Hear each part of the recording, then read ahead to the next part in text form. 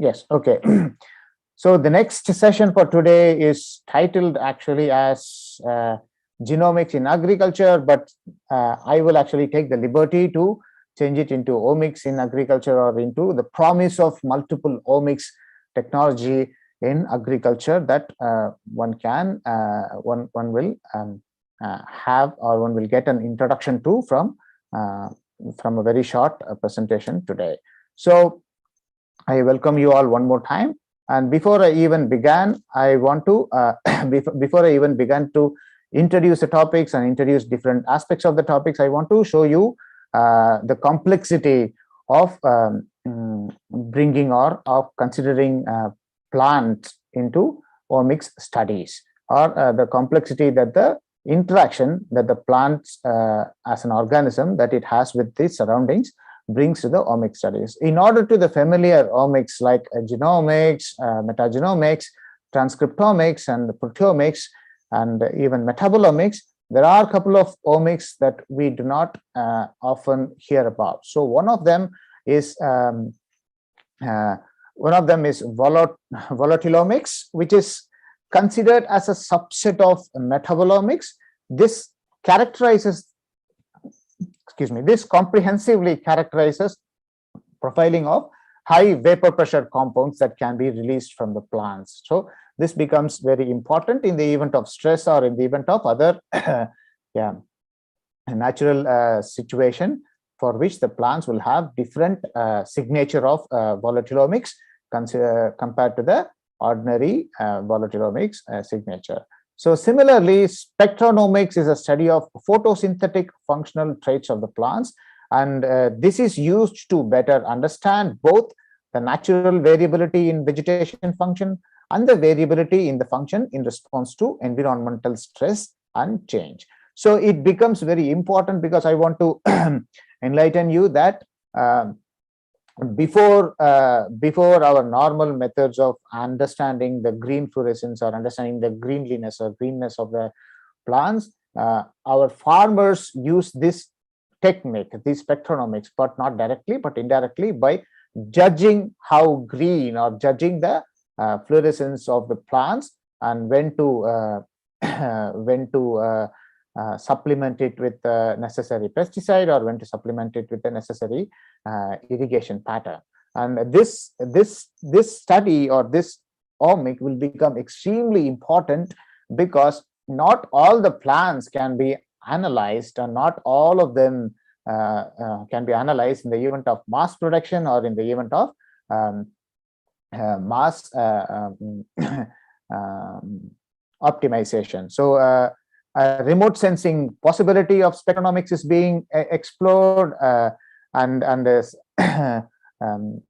satellite based identification of different plant species based on spectronomics is also being employed, or is also being explored currently. So these are all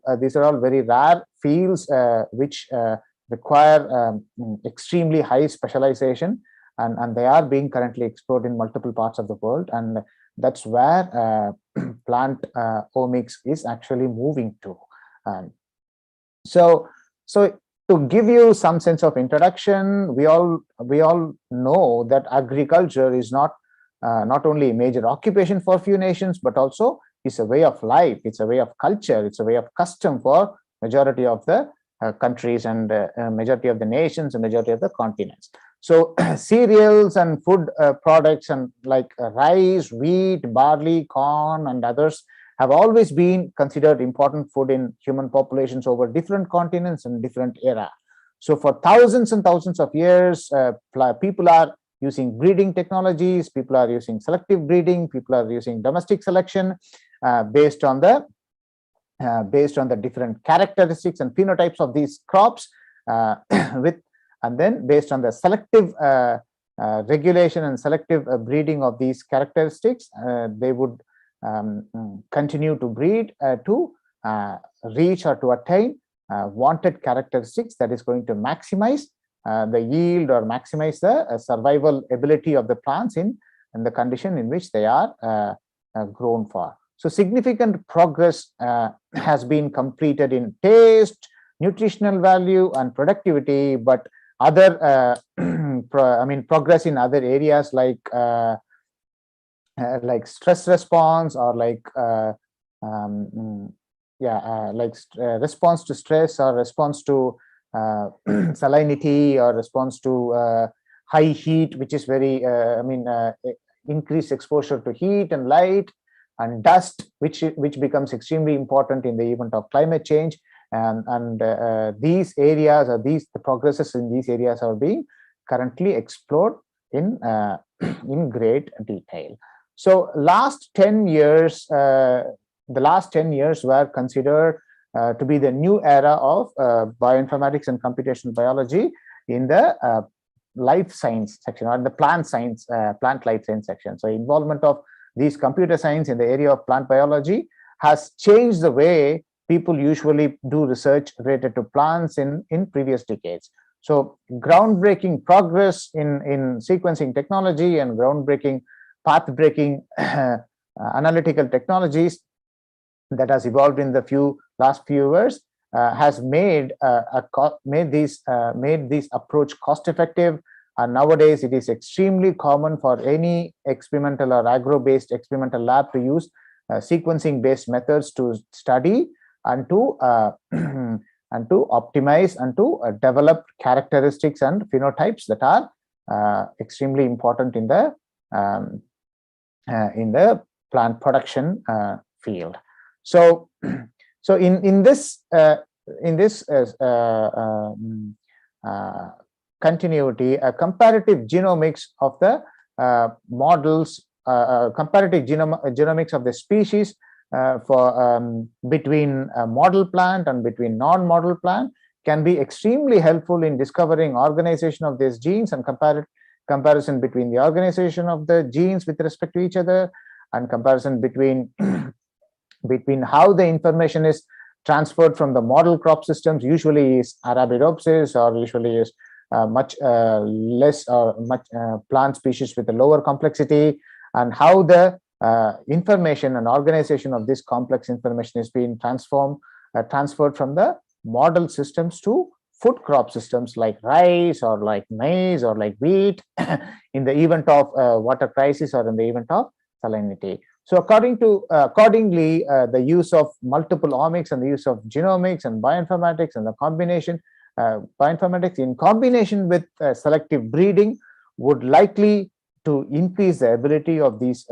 crop species to being used as biofuel feedstocks, and therefore by employing these genomics and multiple omics technologies in combination with selective breeding will increase the use of renewable energy in the modern society and help us thrive better for the future challenges that we have. So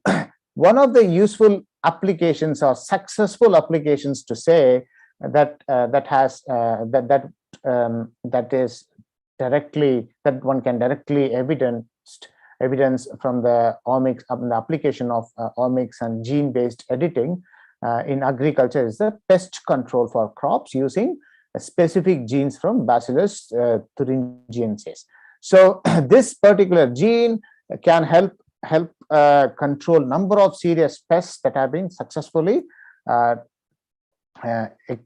employed and successfully tested in cotton, maize, and potato. So when these crops get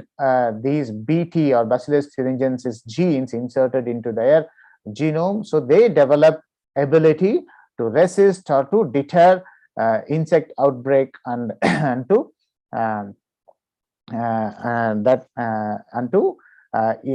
also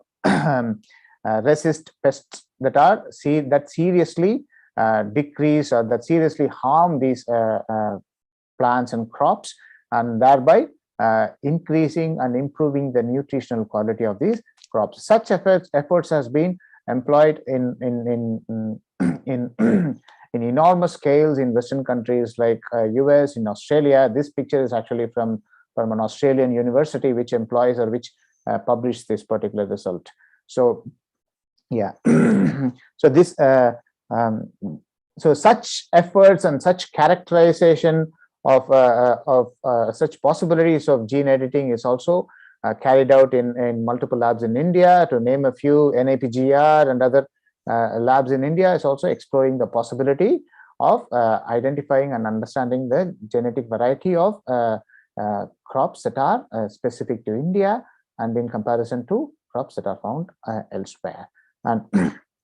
scientists have actually succeeded in transferring genes to rice to enlarge the levels of vitamin A, for example, enlarge the levels of supplements and nutrients that rice can provide, and to enlarge the levels of iron and other micronutrients. And this success does have a deep impact and in reducing incidence of anemia and reducing incidence of deficiency in vitamin deficiency and in iron deficiency, and even in some extreme cases blindness that are caused in some specific parts of the world. So another such example, and this comes from NAPGR example also, is in developing cereal varieties that have greater tolerance to soil alkalinity, and they are also being constantly explored for their ability to deter or to grow in the presence of iron toxicities in the soil, and these and the variety of different cereals and chickpea varieties that will be that are free of aluminum, that are free of other toxicities and other increased micronutrients products that are being also constantly explored, that are being also constantly checked for. So these varieties and studies in this direction actually leads agriculture to and leads agriculture to and expands the reach of agriculture to poorer soil areas, and therefore adding much more agricultural land to the global production base, which for which the demand is going to increase in the coming years because of twofold. So one-fold because of increase in population, and the second-fold because of the climate change. Many existing soil areas or existing rich soil areas are constantly being converted into wasteland or poor soil areas because of the changes in environmental conditions. So researches and efforts in such direction is extremely important and are being handled with utmost care in multiple countries, to name a few: India, Africa, Australia, Europe, and etc. etc. So to go with the flow, another important application is in the area of metagenomics in agriculture. So this has shown extremely this is shown to be extremely appropriate for identifying and for representing complex patterns of interaction that is occurring among the microorganisms that populate the soil and also populate the plant tissues and also populate different organs of the plants. So moreover, metagenomics also showed to be extremely useful in tracing or in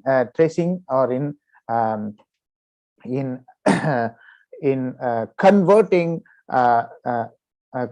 the composition where one identifies the composition to be poor, or where one identifies the composition to be a presence composition to be composed of composition to be composition that is identified to be present for virulent factors, and by transforming these microbial society within the soil or within the different organs of these plants, one can actually bring back the natural defense system of the plants to fight away specific stress condition that the plants are undergoing. This is also an extremely upcoming era, because this era is already been underlined as metagenomics or microbial era, where the application of metagenomics in various fields and their impact in various research areas are being constantly explored and are developed, and the methods and profiling methods and the analysis methods are being constantly researched on and developed further. So in this respect, one more omics, that is metabolomics, is a very chemistry based or based emerging field in the world of omics, and it is normally used to scan all the metabolites present in the sample using sophisticated instruments, and this also becomes an extremely important field, where as I have already mentioned, the volatilomics is already gathering a lot of acceleration and gaining a lot of popularity in the plant biotechnology area. So to summarize in a nutshell, the goal of plant genomics is basically to understand the genetic and molecular basis of all biological process in plants, and this will help us relate to the complex interaction that the plant species has with its environment, and this will help us understand what is essential in allowing what is essential for the plants for efficient maintenance of the biological resources, and for developing new varieties that will help us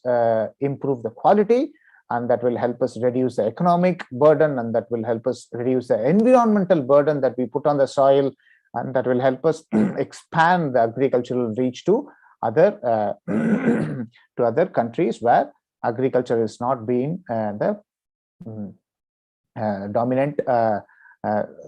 food yielding source due to other various reasons. While there have been successes in identifying critical genes and in identifying or introducing new genes, as we had already mentioned before, for agrogenomic improvement, the mechanistic understanding of how such an effort is functioning is still, and how such an effort or such process actually helps in developing or in maintaining specific agricultural phenotypes is actually lagging because of the complexity of the plant genome systems and plant cellular system presents itself, and the complexity that actually increases with the presence of its interaction or complex interaction with its environment. And non-uniformity of this interaction also plays a lot of part in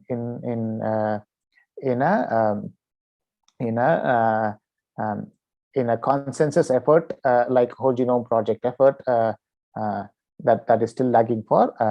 plant sciences. So there is in this context, instead of studying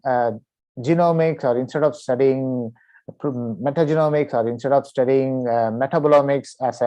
a separate entity, just like how cancer genomics or cancer multiomics is being employed to understand cancer and to fight off this deadly disease, there is a need to take the leap from clinical applications of bioinformatics and multiomics integration in human disease translation science, and there is a need to take that, and there is a need to integrate information across different hierarchy and different biological scales. So as an example, from left to right, we can have the genome sequence, and we can have the epigenomic marks, and we can have chromosomal conformation of this plant's genome, and we can have transcriptomics data, and we can also, we have to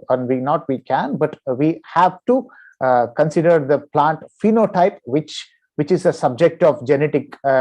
selection for thousands and thousands and thousands of years, and we also have to take the environmental and the ecosystem factors. And the challenge in such a setup is to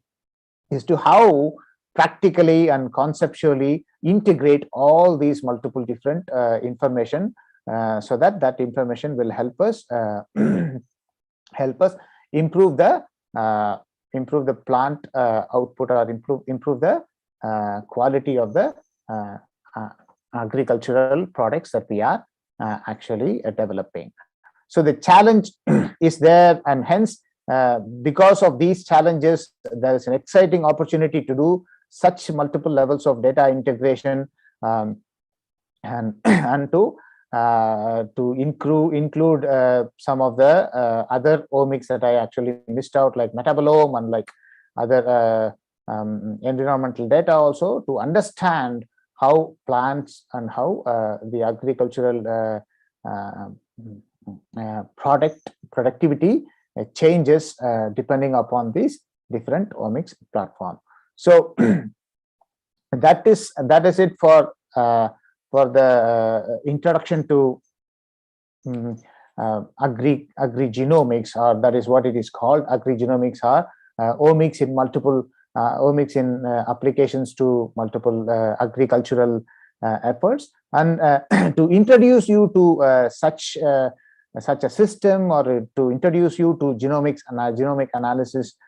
in agricultural background. The OmicsLogic platform has a project that specifically deals with gene expression analysis and analysis of gene expression data in potato to understand the genes that will that forms the biomarker, or that forms the basis for developing drought resistance in specific species of potato. So I encourage and I direct you all to go through this very short lesson, and that will really help you appreciate and understand the agri-genomics effort and the inference that one can gain from applying bioinformatics analysis and applying genomics analysis to agricultural system. So I can take some questions here if you have any, and yeah, please type in